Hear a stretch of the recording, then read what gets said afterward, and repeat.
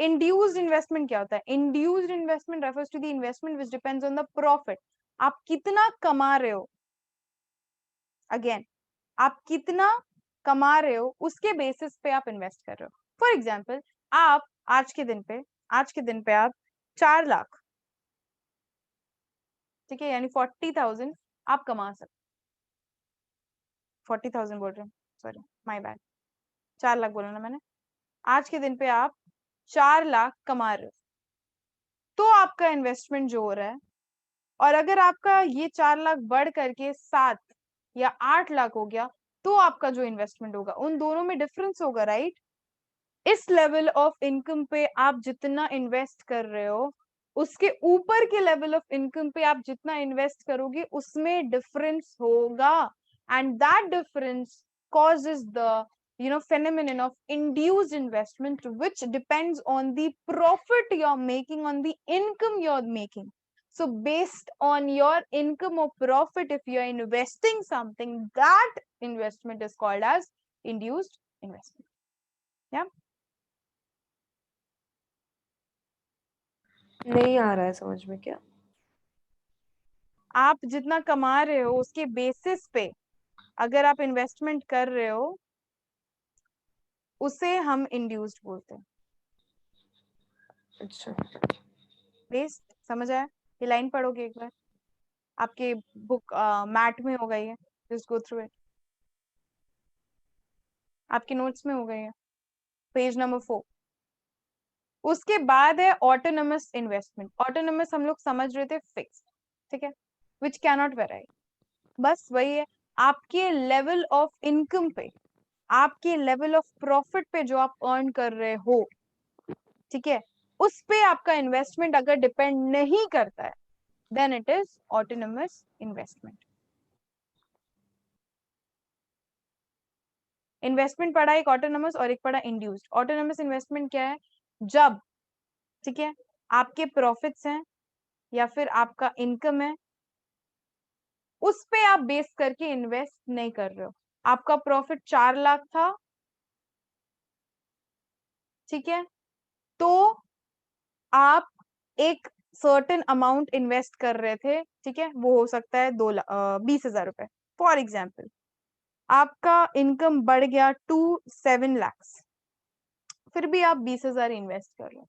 यानी डिपेंड नहीं करता है आपके प्रॉफिट या आपके इनकम पे, आप एक सर्टेन अमाउंट अगर इन्वेस्ट कर रहे हो, उस इन्वेस्टमेंट को ऑटोनमस इन्वेस्टमेंट बोलते हैं। अगर आपका जो प्रॉफिट या इनकम है वो 4 लाख का था, आप उस टाइम पे 30,000 इन्वेस्ट कर रहे थे, आपका वो प्रॉफिट इनकम 4 लाख से 7 लाख हो गया, बढ़ गया, तो आप 70,000 इन्वेस्ट कर रहे हो। ये इन्वेस्टमेंट इंड्यूस्ड इन्वेस्टमेंट है, which is derived, okay, which is derived from your profit or income. Am I clear?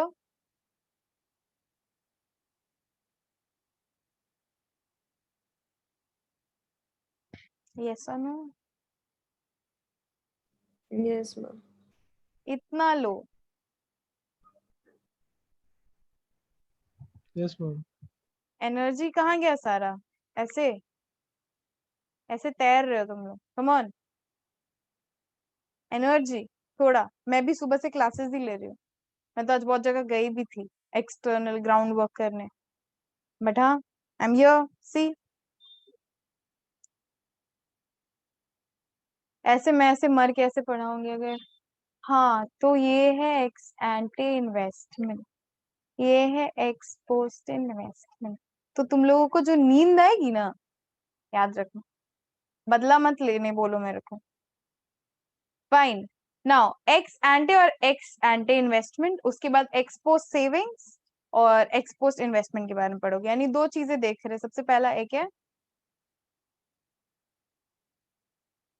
सबसे पहला एक है एक्स एंटे, एक्स सेविंग्स। पोस्ट, ठीक है।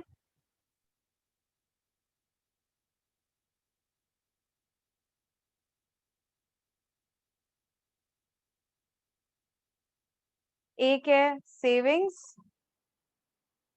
सेविंग्स और एक है इन्वेस्टमेंट। Investment,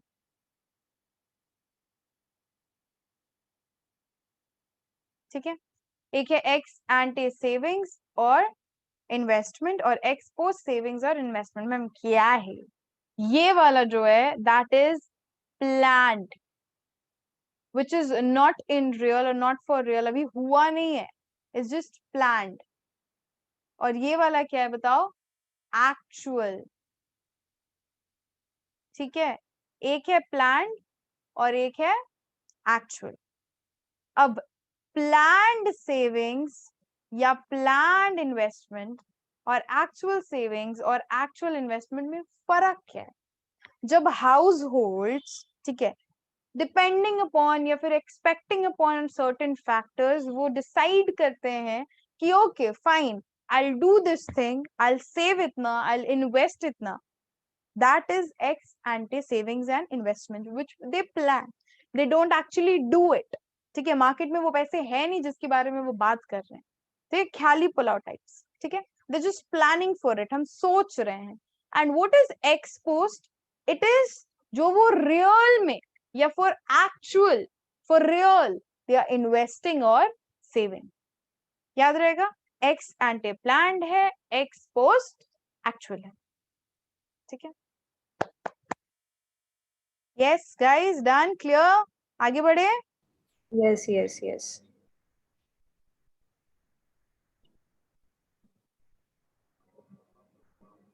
okay, next.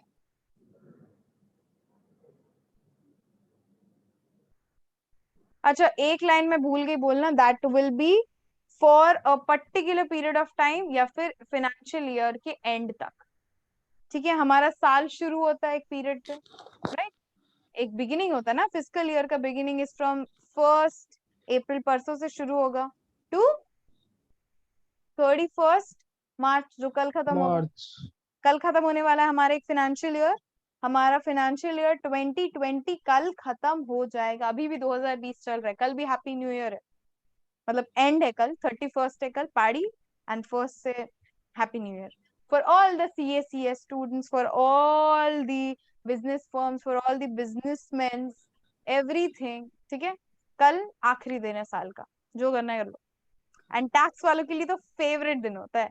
इसके बाद जो टैक्स वाले इम्प्लाई करते हैं वो है सिर्फ और सिर्फ penalties, penalties, penalties, penalties, late fine penalties, late fine penalties, ऐसा होता है। अब इक्विलिब्रियम लेवल क्या होता है, very important, okay. Income derive होता है कहाँ पे, जहां पे AD, that is aggregate demand, is equal to aggregate supply.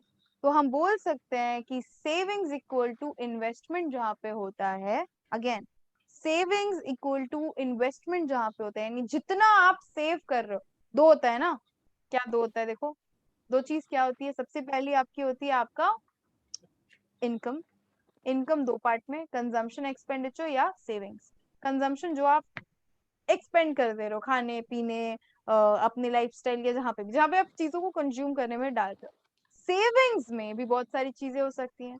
अगर टोटल सेविंग आप इन्वेस्ट कर रहे हो, अगर टोटल सेविंग आप इन्वेस्ट कर रहे हो, ठीक है, वो पॉइंट इक्विलिब्रियम लेवल है, वो पॉइंट इक्विलिब्रियम लेवल है जहां पे flow of goods and services economy में इक्वल है to the demand for goods and services. Invest करेंगे तो कहाँ इन्वेस्ट होगा, कंट्री में इन्वेस्ट होगा, कंट्री के प्रोडक्शन में इन्वेस्ट होगा। आप किसी कंपनी में इन्वेस्ट कर रहे हो, ऐसे बोल सकते हो मैम हम लोग शेयर्स में इन्वेस्ट करते हैं, मेरी बात को ध्यान से सुनो।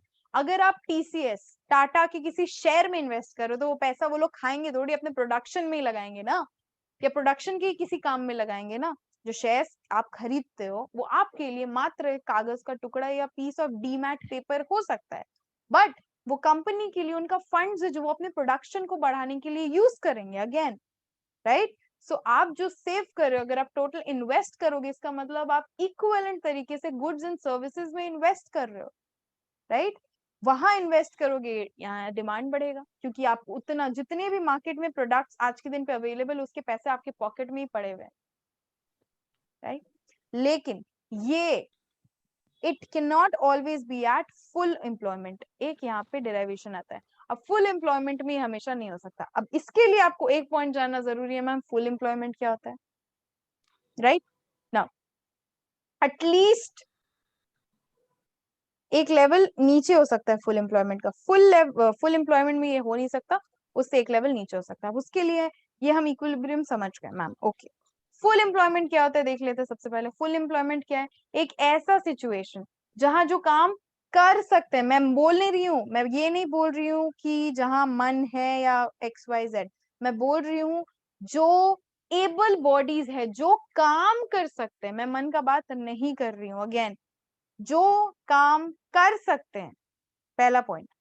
दूसरा, काम करना चाहते हैं। तीसरा, एक सर्टेन रेट पे उनको काम मिल रहा है। अगेन क्या क्या बोला? पहला, जो काम कर सकते हैं, करना चाहते हैं, एक सर्टेन रेट पे उनको काम मिल रहा है, दैट इज फुल एम्प्लॉयमेंट। और इक्विलिब्रियम लेवल हमेशा फुल एम्प्लॉयमेंट में नहीं होती। फुल एम्प्लॉयमेंट एक वर्क स्टेटमेंट है। फुल एम्प्लॉयमेंट किसी भी कंट्री में कभी भी हो ही नहीं सकता। जो काम कर सकते हैं, ठीक है, वो काम करना चाहते हैं, ये जरूरी नहीं है, वरना आपको कभी रास्ते में बेगर्स नहीं दिखे। और ये भी है कि उनको काम मिले, ये जरूरी नहीं। वॉलेंटरली अनएम्प्लॉयमेंट क्या होता है? वॉलेंटरी अनएम्प्लॉयमेंट क्या होता है? ठीक है, मैं जानबूझ करके बैठा हूं, मैं काम कर सकता हूं, मेरे अंदर ताकत है, ठीक है, मैं करना नहीं चाहता एक सर्टेन रेट पे, जो आज के दिन पे हो रहा है, ठीक है। According to a BCom qualification, I am gonna tell you the thing what's happening in the country right now. According to a BCom qualification, आप ट्वेल्थ किए, आप ट्वेल्थ के बाद 3 साल का पढ़ाई किए, किसी भी कोर्स में आप ग्रेजुएट किए। इन कैलकाटा व्हाट सिनेरियो इज, जो भी कंपनीज आ रही हैं कॉलेजेस में, राइट, अच्छे कॉलेजेस में जो भी कंपनी आ रही हैं, they are offering jobs for BPO। अब एक बात बताओ, एक अकाउंट्स का स्टूडेंट क्यों कस्टमर्स को हैंडल करेगा? उसने अपने आप को तैयार ही इसलिए किया है कि वो कंपनी के अकाउंट्स को हैंडल कर सके, कंपनी के बिजनेस को हैंडल कर सके। Why will that person talk to a customer over the call? Makes no sense. But आप अगर कैलकाटा के बाहर जाओगे, you'll get jobs, you'll get good jobs, you'll get अगर आप कैलकाटा यूनिवर्सिटी से सर्टिफाइड है, you'll get good jobs into various several fields, tax में, अकाउंट्स में, बुक कीपिंग में, बैक ऑफिस का अच्छे काम मिलेंगे आपको। बट कैलकाटा में वो चीज नहीं है। यानी ऑल ओवर इंडिया में भी अगर ज्यादा से ज्यादा आप काम देखो, that is for business process outsourcing काम ही है। अगर आप फर्म्स वगैरह में जाते हो फिर will get something, but again package बहुत लो होता है। मतलब मैं अगर जाती हूँ, मेरे कैलिबर के हिसाब से मुझे पैसे नहीं मिलेंगे, why will I do that work? To be honest, why will I do that work? तो वो हो गया वॉलंटरीली अनएम्प्लॉयमेंट। मुझे कहीं ना कहीं से काम मिल रहा है, पर एक सर्टेन रेट पे मैं काम करने को तैयार नहीं हूँ, which is fair enough. Involuntarily unemployed या फिर इनवॉलंटरी अनएम्प्लॉयमेंट, ये एक ऐसा सिचुएशन है जहां लोग काम करना चाहते हैं, एक सर्टेन रेट में काम करने को तैयार भी हैं, पर उनको काम नहीं मिल रहा है, ठीक है। और एक स्टेटमेंट है अंडर एम्प्लॉयमेंट, जहां पे एक ऐसा सिचुएशन है जहां वो काम करना चाहते हैं, they able to work, okay, वो काम कर सकते हैं, ठीक है, एक एग्जिस्टिंग वेज रेट में they ready to work, but they are not getting enough jobs. एक ऐसा सिचुएशन है जहां aggregate supply is equal to aggregate demand, या S is equal to I, लेकिन यूटिलाइजेशन ऑफ रिसोर्सेज पूरा नहीं हो रहा है, not with full utilization of resources. Am I clear?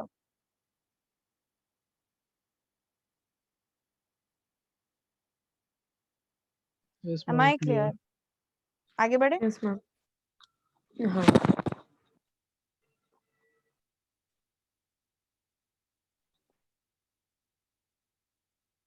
Okay. Now, money multiplier, investment multiplier. अब इस क्लास को करने के बाद वो 12 मिनट का वीडियो देख लेना, वो तब समझ आ जाएगा आपको। ऐसे तो थोड़ा बहुत समझ आना चाहिए था, अगर आप थोड़ा सा आगे बढ़ा के देखते 2-5 मिनट तो आपको समझ आ जाता ना। इसके लिए इन्वेस्टमेंट मल्टीप्लायर के लिए हमको ये समझना कि इन्वेस्टमेंट क्या है मैम, हम अभी अभी अच्छे से समझ के आए इन्वेस्टमेंट क्या है। गुड। इन्वेस्टमेंट मल्टीप्लायर को हम यहाँ पे के से रेफर कर रहे हैं, फाइन। जैसे कंजम्पशन को सी, ऑटोनोमस कंजम्पशन को सी बार, सेविंग्स को एस, इनकम को वाई, वैसे इन्वेस्टमेंट मल्टीप्लायर को कैपिटल के। अब इसका डेफिनेशन क्या, it is the ratio, again it is the ratio of change in income to change in investment. Simple, very simple. It is a ratio of change in income to change in investment. ऐसे बोल सकते हैं इसको?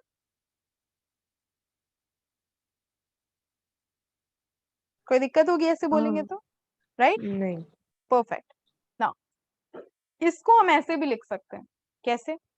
K is equal to 1/1 minus MPC. हाँ, 1 minus MPC. Okay, wait. MPC plus MP S is equal to 1। ये अभी अभी हमने थोड़ी देर पहले प्रूव किया है, तो मैं बोल सकती हूँ कि 1 minus M P C is equal to M P. MPS। तो इसको आप 1/MPS बोलो। मैम सेविंग से क्या रिलेटेड है? अरे सेविंग से इन्वेस्टमेंट का तो डायरेक्ट रिलेशनशिप है, जो आप सेव करते हो वही तो आप इन्वेस्ट करोगे। और उसी चीज को हम ऐसे भी लिख सकते हैं, यहाँ पे घुमा के लिखा है और यहाँ पे डायरेक्टली लिख दिया। अब आपके पास क्या अवेलेबल इंफॉर्मेशन है वो बताएगा कि आप कौन से फॉर्मूला को यूज कर सकते हो। बाकी यूज आप तीनों को कर सकते हो। अगर आप इस आंसर को अच्छे से प्रैक्टिस करोगे तो एग्जाम वाले दिन आपको ये जरूर याद रहेगा। और एग्जाम वाले दिन अगर आपने इकोनॉमिक्स में अपने डेफिनेशन के संग थोड़ा एक्सप्लेनेशन एग्जाम्पल्स के साथ या फॉर्मूला लिख करके आ गए, अगर टाइम है, लंबा आंसर है, तो एक एग्जाम्पल फॉर्मूला तो बनता है। एक न्यूमेरिकल, एक बेसिक सिंपल से अपने दिमाग से 100, 20, 30 का बना के एक न्यूमेरिकल बना के आ जाओगे तो भाई क्या बात है। टाइम नहीं है तो सिर्फ फॉर्मूला लिख के आना कम से कम, राइट। अब एक्सेस डिमांड क्या है, इन्फ्लेशनरी गैप क्या है, डेफिसिट डिमांड क्या है, डिफ्लेशनरी गैप क्या है, ये देख लेते हैं। और फिर उसको कंट्रोल कैसे करते हैं वो देख लेंगे। अब मैंने ना वो 12 मिनट के वीडियो में एक पूरा एग्जाम्पल दिया हुआ है, अच्छे से उसको सुनना। 2-4-5 मिनट एक दो अलग टॉपिक के ऊपर है तो थोड़ा सा आगे बढ़ाना, पर पूरा सुनना, इट्स इम्पोर्टेंट। वहां पे मैंने एक डिटेल बताया है, मतलब एक लाइन वाइज डिटेल बताया, मैंने ग्राफ को एक्सप्लेन किया है वहां पे, तो उसको अच्छे से देख लेना। फाइन। नाउ एक्सेस डिमांड क्या है? सबसे पहले तो बहुत सिंपल है। एक्सेस डिमांड एक ऐसा सिचुएशन है मैम, एक्सेस डिमांड अगर है और ये सप्लाई है तो एक्सेस डिमांड एक ऐसा सिचुएशन है जहां पे डिमांड ऑफ कोर्स सप्लाई से ज्यादा होता है, right. Now what it is कि एक ऐसा सिचुएशन जहां पे aggregate demand exceeds aggregate supply corresponding to full employment. This word is important. जैसे certain period of time important है, वैसे यहाँ पे फुल एम्प्लॉयमेंट की बेसिस पे हम बात कर रहे हैं। तो aggregate demand exceeds when aggregate supply, तो वो पीरियड, वो इतना एक्सेस जो दिख रहा है तुमको, ये एक्सेस जो तुमको दिख रहा है, that is excess demand corresponding to full employment. अब गैप क्या है? Inflationary gap. इन्फ्लेशन का मतलब जब चीजों का अग्रीगेट वैल्यू बढ़ जाता है। नाउ गैप क्या है? Aggregate demand up is the gap by which actual aggregate demand exceeds the level of aggregate demand required to establish full employment। देखो ध्यान से समझना मेरी बात को, ठीक है। हमें, अच्छा उससे पहले डेफिशिट समझ लो फिर मैं एक्सप्लेन करती हूँ। डेफिशिट डिमांड क्या है? ऑफ कोर्स वाइस वर्सा, ठीक है। जहां पे अग्रीगेट डिमांड जो है वो कम होता है, या एक पैरामीटर कवर नहीं कर पाता है और अग्रीगेट सप्लाई उसको एक्सीड कर जाता है, इसको हम डेफिशिट बोलते हैं। डिफ्लेशनरी गैप क्या है? एक ऐसा गैप जहां एक्चुअल एग्रीगेट डिमांड कम होता है किसी चीज से। अब वो क्या है हम लोग एक बार देख लेते हैं। देखो इंपॉर्टेंट है, ध्यान से देखेंगे। देखो हो क्या रहा है यहाँ पे सिचुएशन, दो सिचुएशंस आपको बताया। पहला बताया आपको क्या, एक्सेस एक्सेस डिमांड। ये कौन कौन सा सिचुएशन होगा? अग्रीगेट डिमांड जो है वो एक्सीड कर गया है अग्रीगेट सप्लाई को, राइट।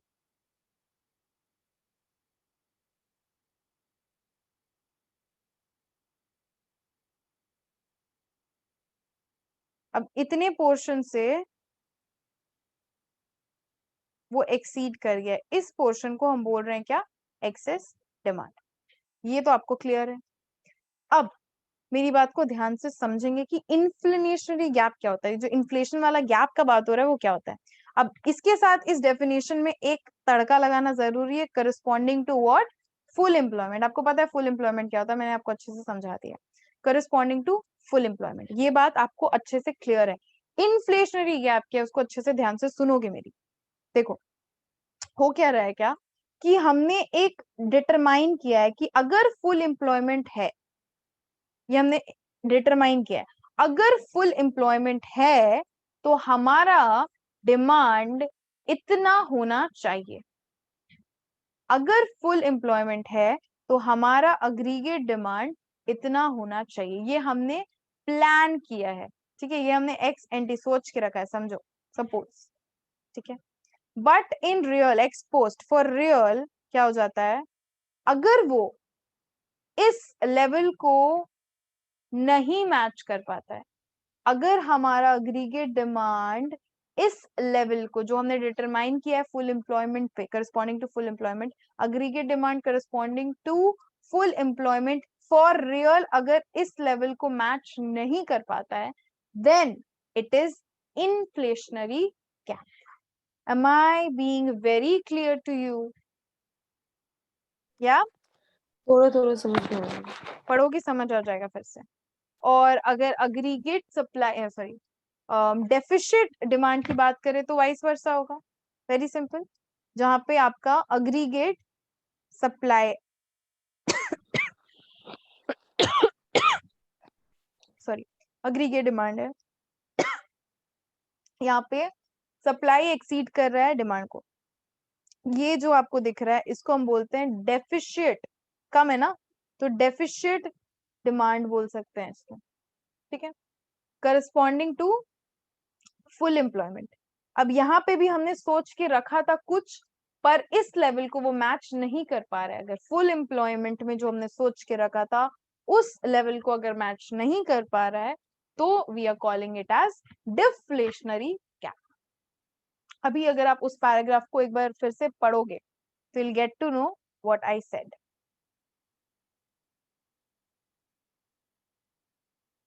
आपके पास अपने बुक्स कॉपीज जो भी आपके मैट हैं आप उसको देख के पढ़ सकते हो, you'll get to know. उसके बाद क्वांटिटेटिव और क्वालिटेटिव कुछ मेजर्स हैं। सबसे पहला तो किस तरीके से हम लोग इस एक्सेस डिमांड और डेफिशिट डिमांड को कंट्रोल कर सकते हैं, वो बात है। सबसे पहला फिजिकल मेजर्स है और दूसरा मॉनिटरी। जहां फिजिकल मेजर्स है, फिजिकल पॉलिसीज है, आपको ये ऑलरेडी समझ आ जाना चाहिए कि change in tax, tax rate को अगर इंक्रीज या डिक्रीज हम करते हैं तो किस तरीके से इम्पैक्ट पड़ेगा। ऑफकोर्स टैक्स रेट को अगर गवर्नमेंट इंक्रीज कर देगी तो मार्केट में क्या होगा, वेरी सिंपल, मार्केट में क्या होगा, चीजों की प्राइसेस बढ़ जाएंगी। मार्केट में अगर ज्यादा पैसे हैं तो वो गवर्नमेंट के हाथ में आ जाएंगे, जिससे कि मार्केट स्टेबलाइज हो जाएगा। और अगर टैक्स रेट कम हो गया तो ऑफकोर्स मार्केट में पैसे का सप्लाई बढ़ जाएगा। अगर इक्विलिब्रियम में हमें जो भी कुछ करना है वो हम इसके थ्रू कर सकते हैं, फिजिकल मेजर्स गवर्नमेंट यूज कर सकती है। पब्लिक एक्सपेंडिचर को कम या ज्यादा करती है तो भी जो मनी सप्लाई है वो बैलेंस में आ जाएगा। और बोरोइंग्स में भी सेम, अगर दिख रहा है गवर्नमेंट को कि इकोनॉमी में पैसे कम है तो वो एक्सपेंड कर सकती है, राइट। और अगर उसको दिख रहा है कि इकोनॉमी में पैसे ज्यादा है तो वो बोरो कर सकती है। डेफिशिट फाइनेंसिंग, डेफिशिट फाइनेंसिंग क्या होता है,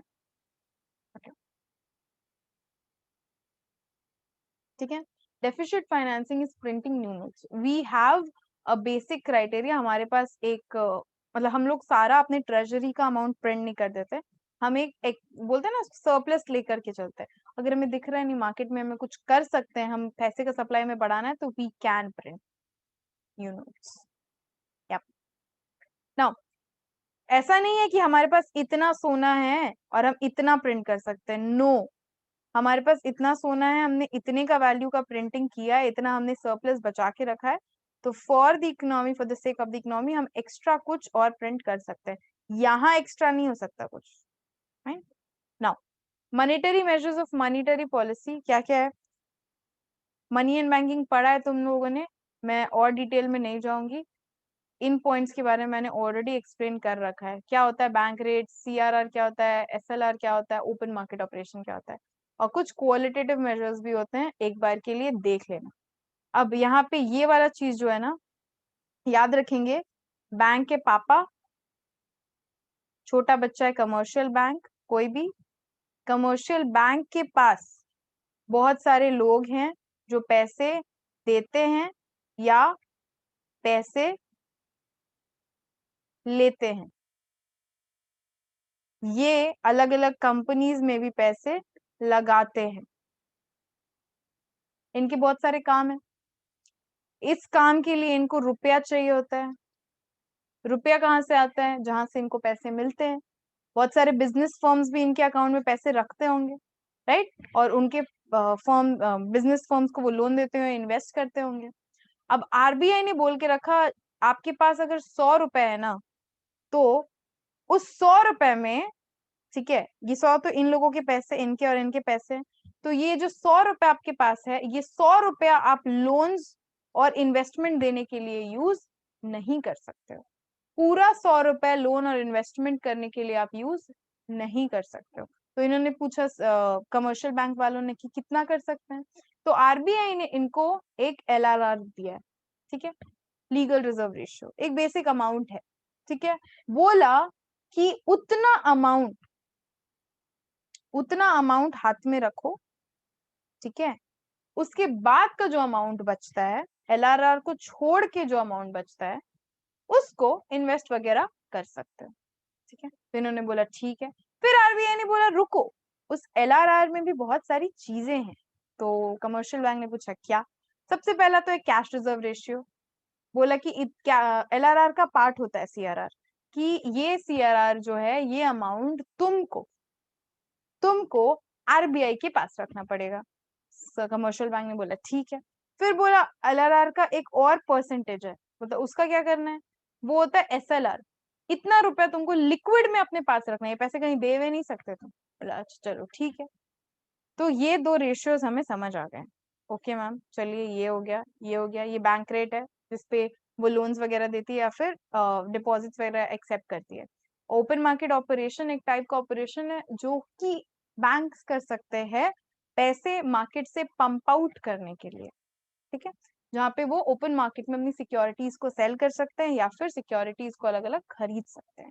और क्वालिटेटिव मेजर्स एक टाइप का, quantitative is related to amount and some things. Qualitative is sort of, you would say reasoning thing और समथिंग, जहाँ पे मार्जिनल रिक्वायरमेंट्स आपके बढ़ा दिए जाएंगे, कम कर दिया जाएगा, ठीक है। क्रेडिट रेशनिंग जो है उसके बेसिस पे आपको अलॉट कर दिया जाएगा कि आपका क्रेडिट रेशनिंग जो है उसको बढ़ा दिया जाए, कम कर दिया जाए। डायरेक्ट एक्शन, कोई सूट फाइल हो गया या कुछ। और मॉरल सुएशन, जहाँ पे आपको बोल सकते हैं कि अगर आप ठीक से कंप्लाई नहीं करते हो, जहाँ पे कहीं नोटिस दे दिया, ऑर्डर भेज दिया, राइट, तो कोई एक कंप्लायंस डाल दिया, कोई केस हो गया, आप इन्वेस्टिगेशन चल रहा है, ये सारी चीजें क्वालिटेटिव हो गई। क्वांटिटेटिव आपको पता है क्या होता है, यू कैन सी इट। तो ये सारी चीजें हमने ऑलरेडी पढ़ी ली, समझ गए, सब कुछ क्लियर है। अब हम लोग नेक्स्ट क्लास में एक फ्रेश चैप्टर को शुरू करेंगे, इसके क्यूएनएज आपको मिल जाएंगे। नेक्स्ट क्लास में मैं इससे ओरल क्वेश्चंस तो पूछूंगी ही पूछूंगी, no doubt. If you have any doubts you can ask me.